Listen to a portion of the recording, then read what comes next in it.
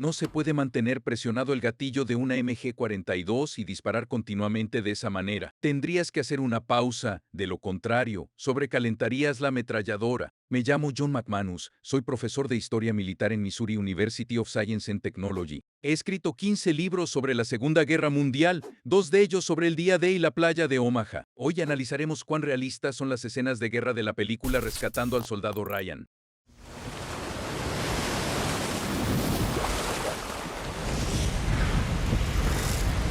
No tengo idea de cómo lo lograron, pero la atmósfera representada en estas escenas guarda una gran similitud con lo que se vivió en la mañana del día D. Puedes sentir claramente las mareas y el oleaje agitados mientras desembarcan en la costa, lo cual es 100% exacto. Cabe mencionar que un gran sistema de tormentas había pasado por la zona unos días antes e incluso el día anterior al desembarco. De hecho, Eisenhower decidió posponer la invasión por 24 horas. El día D estaba programado para el 5 de junio, pero decidió que debían esperar por el mal clima. Deben evitar los huecos de mortero. Aquí vemos al capitán parado en la lancha Higgins. En la invasión real, es probable que el capitán hubiera estado en la parte delantera de la lancha, listo para liderar cuando desembarcaran, aunque tiene sentido que en una película lo muestren más o menos en el medio de sus hombres. También hay algunos hombres que llevan un parche gris a su lado. Esos son soldados de la División de Infantería 29, que es la principal unidad que desembarcó en esa parte de la playa.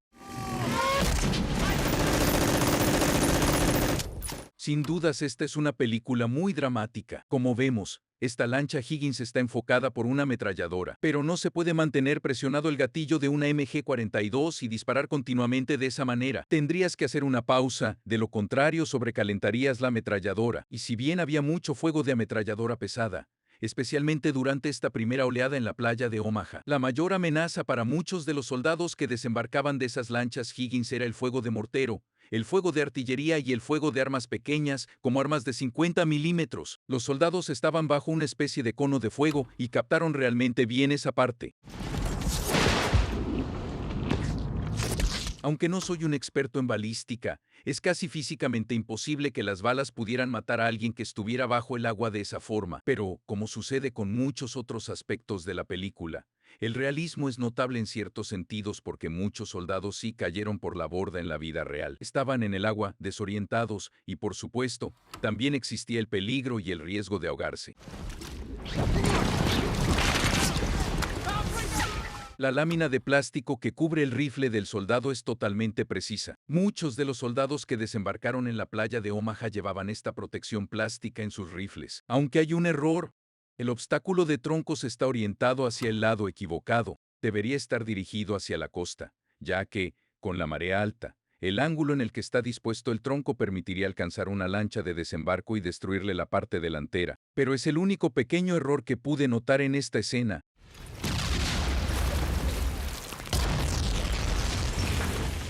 Lo que está muy bien logrado en esta secuencia es la representación del mayor peligro que enfrentaron los soldados que desembarcaron a la hora H, que fue la artillería. Estos son claramente disparos de artillería. Además, la forma en que muestran las explosiones y la manera en que vemos cómo los soldados son lanzados por los aires es muy realista, y lamentablemente es lo que les ocurrió a muchos.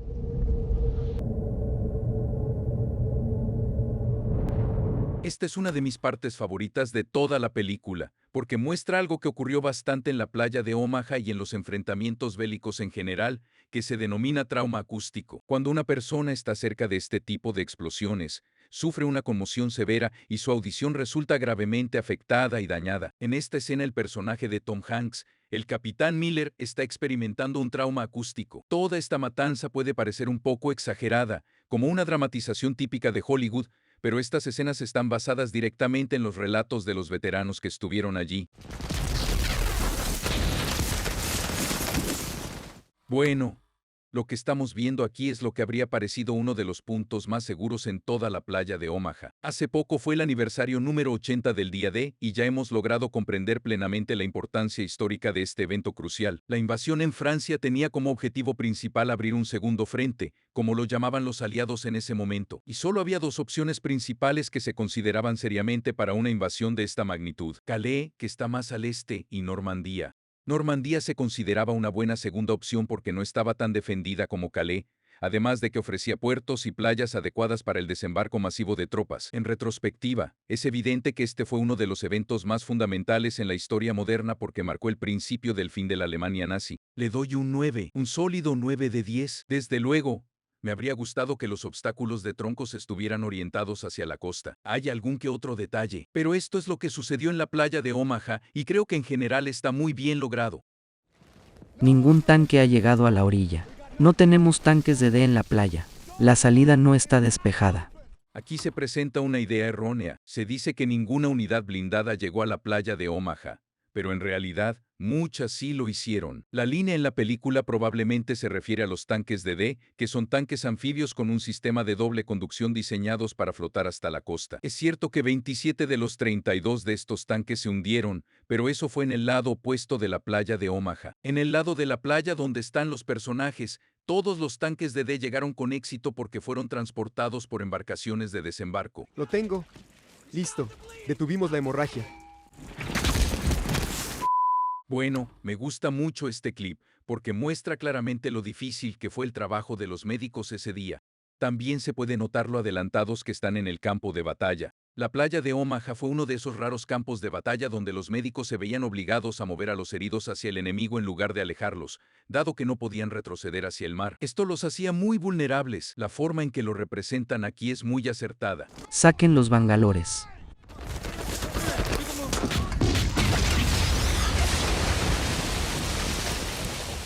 Los torpedos Bangalore fueron una herramienta clave que los estadounidenses usaron para salir de la playa. Básicamente, eran tubos llenos de explosivos que debían ensamblarse. ¿Y por qué eran así? Porque se podría necesitar un tubo de explosivos muy largo para poder despejar el alambre de púas o para abrir un camino a través de un campo minado. Esta fue una práctica común en la playa de Omaha, especialmente durante las primeras oleadas en las que usaron los torpedos Bangalore para crear brechas en el alambre de púas. Sin embargo, en la última parte del clip, la representación del nido de ametralladoras no es del todo precisa. Se muestra completamente expuesto y vulnerable y es poco probable que los alemanes hubieran dispuesto tantos sacos de arena en una posición como esa. Le daría una calificación de 8 sobre 10, y la única razón por la cual le resto un punto es debido a la idea de que no hubo vehículos blindados que lograran llegar a la orilla. Para los que conocemos bien la historia de la playa de Omaha, la idea de que no hubo vehículos blindados en esa playa en el día D resulta un poco molesta.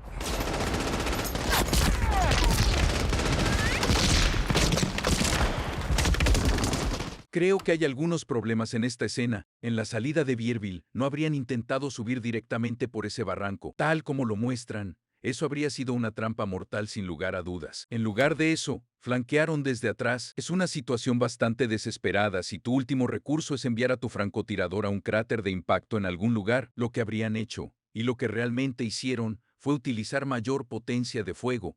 Como algunos de los tanques que ya habían llegado a la playa, también tenían armas antiaéreas que podían usar para dispararles y tratar de ganar ventaja en esa situación tan crítica. No te alejes de mí, señor.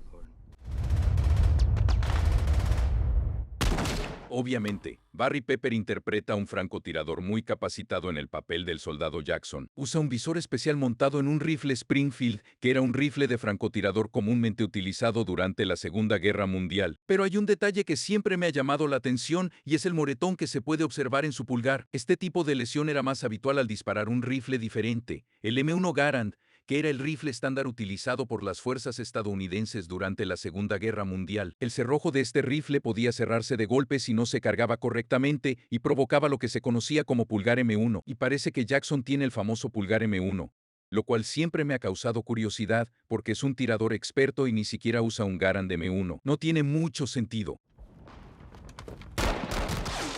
Lanzallamas. Doyle. Ahora. ¿Qué puedo decir? Esta no es mi escena favorita de la película, de hecho está bastante abajo en mi lista de preferencias. En esta escena, vemos lo que a menudo se describe como el clásico ejemplo del alemán tonto. Imagínate, alguien lanza una granada dentro de tu búnker y en lugar de verificar qué está ocurriendo afuera, simplemente sales corriendo sin pensar en las posibles consecuencias. Además, no tenemos evidencia sólida de que un equipo de lanzallamas haya utilizado su arma para despejar un búnker o un fortín en la playa de Omaha durante el día D.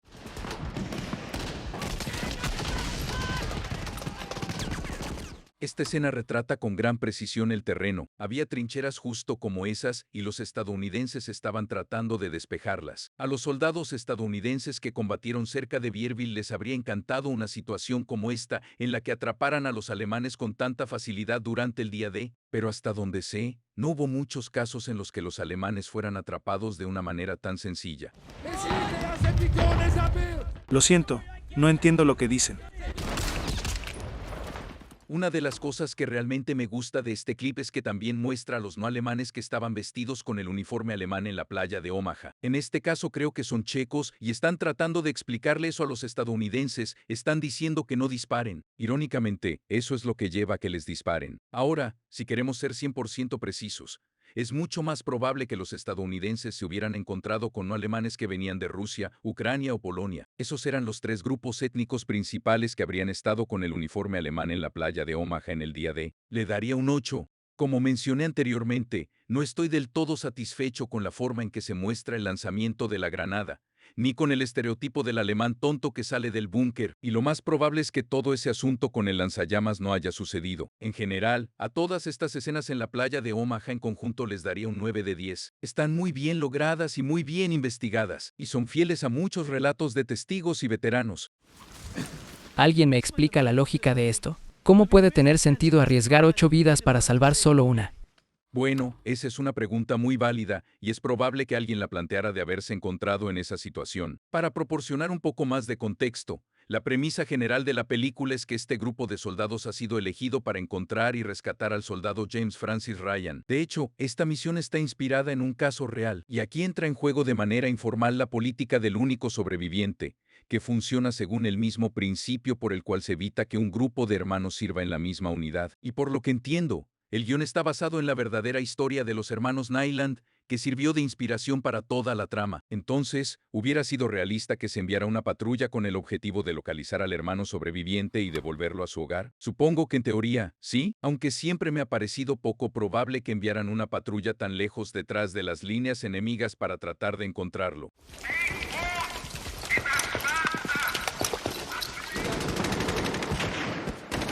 El ambiente, los edificios, la arquitectura de piedra destruida, la madera esparcida, los escombros y la lluvia, todo refleja fielmente la realidad de Normandía. Neuville-au-Pleu es un lugar real. Está ubicado unos 2 kilómetros al norte de Saint-Mère-Église, que es más conocida y fue una de las primeras ciudades en ser liberadas en Normandía. Hubo combates importantes tanto dentro de la ciudad como en las áreas circundantes, probablemente más de lo que se muestra aquí. Lo que no me gusta es que los soldados representados como tropas aerotransportadas son de la 101 División Aerotransportada. En realidad, los soldados que lucharon en Neuville-au-Pleu eran de la 82 División Aerotransportada, entre los que estaba el sargento Nyland, que fue asesinado justo fuera de la ciudad. Considero que esto no hace justicia a la unidad real y a las personas que realmente combatieron allí.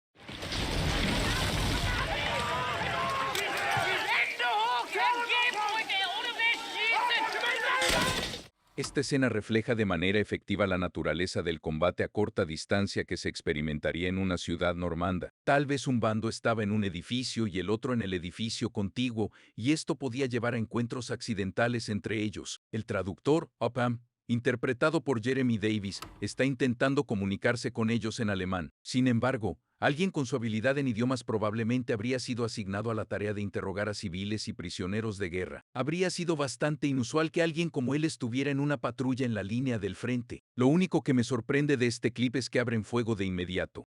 Y creo que esto es más probable porque puede que no hayan tenido una visión clara entre ellos.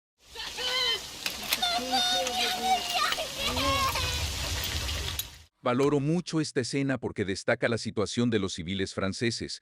Muestra cómo se encontraban atrapados en medio del caos, cómo habían perdido sus hogares y se enfrentaban a un peligro real. Acércate. Carpi, no te muevas. Allí me colocaría yo.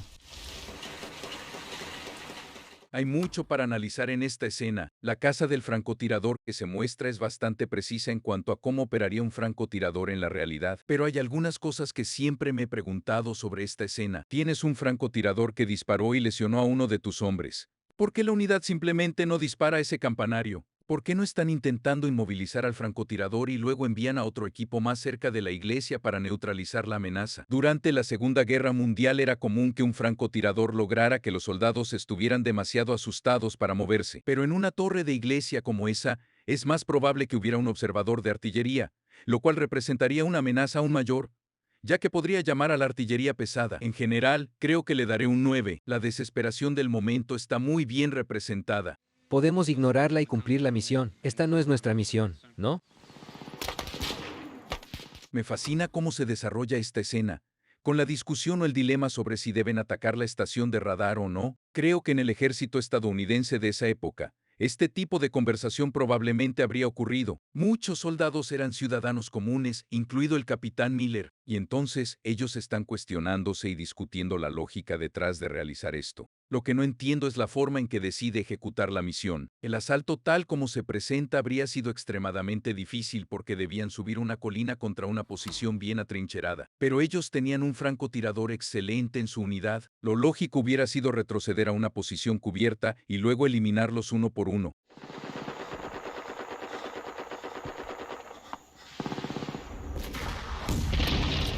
En esta escena lanzan una granada, y un soldado del otro lado la atrapa y la devuelve. La verdad hubiera sido un truco genial. Creo que cualquier soldado alemán o cualquier ser humano simplemente habría corrido para alejarse. Pero lo que creo que está muy bien hecho son las explosiones de granadas.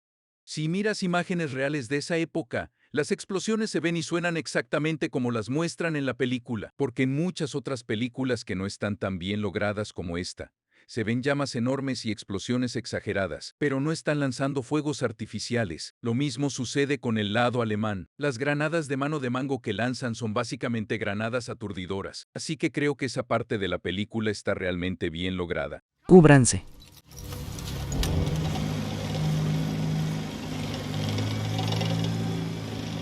Así es exactamente como se veían muchos campos en Normandía en esa época. Los soldados de infantería habrían aprovechado el terreno para ocultarse de esta manera y no los habrían visto desde ese semioruga.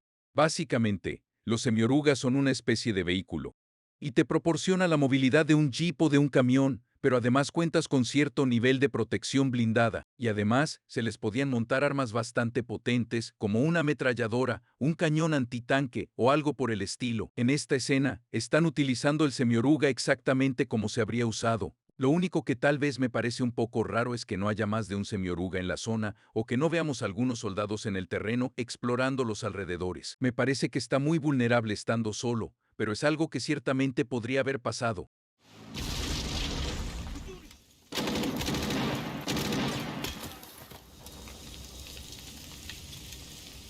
Primero, mencionaré el único aspecto que no me agrada de este clip. Nuevamente, muestran a los alemanes como si fueran tontos y salen del semioruga como patos en fila y son abatidos de inmediato. Y sí, está bien, entiendo, es Hollywood, pero me encanta esta escena. Captura perfectamente la llamada niebla de guerra o confusión de la batalla y vemos a dos unidades estadounidenses que no saben que la otra está ahí. Tienen suerte de no tener un incidente de fuego amigo, pero muestra de manera excelente la confusión de no saber quién está dónde y qué está pasando. Y luego, vemos cómo la formación de Miller avanza hacia el semioruga y uno de sus hombres le dice, «Espera, asegúrate de que estén caídos». Y esa dinámica también me encanta. Le voy a otorgar una calificación de 10 porque me agrada mucho cómo la escena logra representar el agotamiento, el terreno y la manera en la que los soldados de infantería se habrían ocultado allí, y por supuesto, cómo dos unidades diferentes podían encontrarse accidentalmente en medio del caos y la niebla de guerra.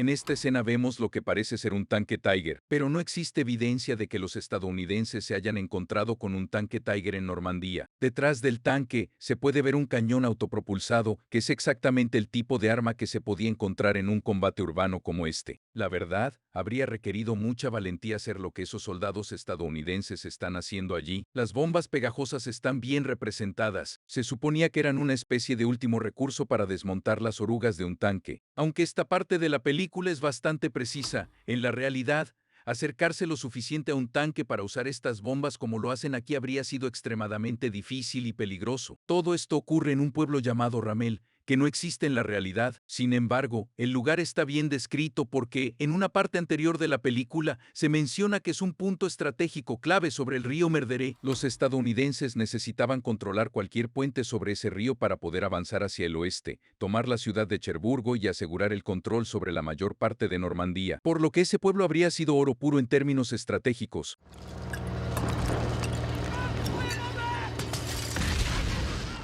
Upham, más municiones. Rápido. Me encanta cómo se muestra la ametralladora en la escena porque dispara con precisión por donde están pasando los soldados alemanes. Están pidiendo municiones para una ametralladora y las están utilizando muy rápido. En el contexto de la batalla que se muestra, esto es realista.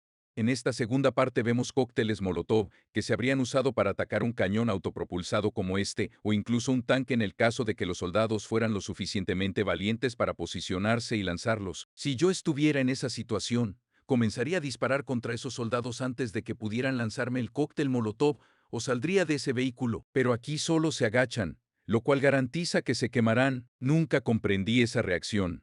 Métanle una granada. ¡Granada!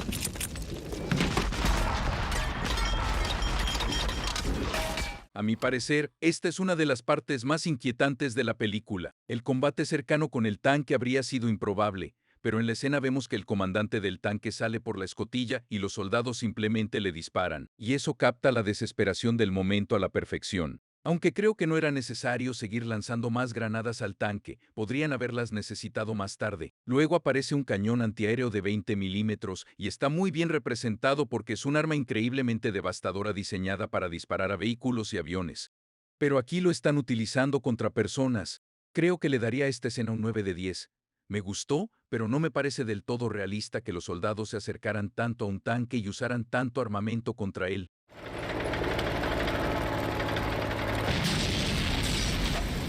Alguien debería haber cargado esa bazuca para el sargento. La bazuca en la Segunda Guerra Mundial era un arma complicada de operar, ya que era bastante difícil mantener el tubo estable mientras se cargaba y se armaba el cohete, que podía deslizarse por el tubo y explotar a tus pies. Una de las cosas que me gusta de la escena es que el sargento seguramente sabe qué parte del cañón autopropulsado es más vulnerable.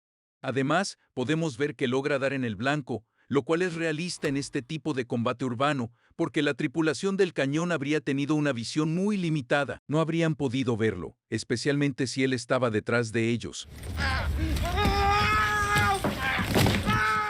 Afortunadamente, el combate cuerpo a cuerpo como el de ese clip fue poco común en la Segunda Guerra Mundial. Según fuentes de una batalla del Pacífico, donde el combate cuerpo a cuerpo era más común, solo alrededor del 0,7% de las heridas resultaron de apuñalamientos con bayonetas o cuchillos, lo que demuestra cuán rara era realmente esta forma de combate. Sin embargo, en un contexto como el que vemos en esta escena, supongo que podría haber sucedido.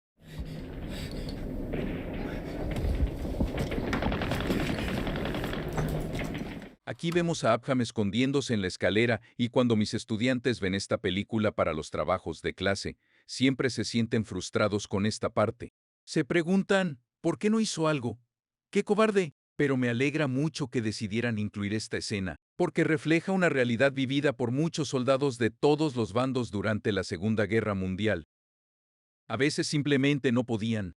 Y vemos que eso es lo que sucede en este encuentro cara a cara e incluso a veces lo vemos en las guerras modernas. Cuando veo esta escena, siempre pienso en el aspecto del estrés postraumático. Upham tendrá que vivir el resto de su vida preguntándose si podría haber hecho algo para salvar a Mellish. Le voy a dar un 10 a esta escena. Simplemente creo que es al mismo tiempo visceral y conmovedora, y explora muchos aspectos de la guerra que otras películas bélicas no habían abordado antes de manera tan profunda.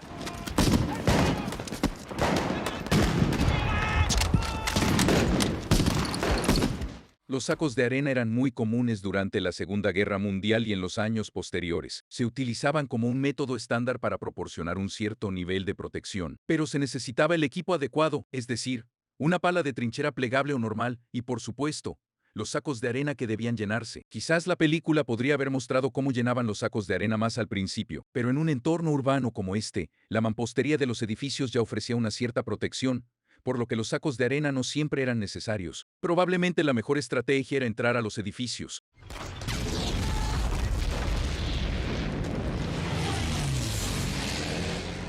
Bueno, Quiero decir esto con respeto, porque es una de las películas más brillantes jamás realizadas, pero creo que estas partes no están a la altura de una película de este calibre. Por ejemplo, vemos al capitán claramente desorientado por un trauma acústico y le está disparando a un tanque, supuestamente un tanque Tiger, con solo una pistola. Eso me parece un poco demasiado Hollywood. Luego, el tanque explota, y recuerdo que la primera vez que vi esto pensé, espero que no estén insinuando que la pistola hizo eso, porque sería ridículo. Por suerte es un avión el que lo hace. Cuando lees relatos alemanes de la batalla de Normandía, a menudo mencionan lo asfixiante que era el poder aéreo de los aliados. Sin embargo, los aviones que aparecen aquí probablemente no son los que se habrían usado para esto. Creo que son P-51 y Ryan dice luego en el clip que son cazatanques. En realidad, los principales cazatanques eran los P-47 Thunderbolts, que estaban mejor equipados para este tipo de misión. Me agrada que hayan demostrado que las aeronaves desempeñaron un papel fundamental en el resultado de la batalla. Sin embargo, considero que la manera en que se realizó en esta escena no es completamente realista.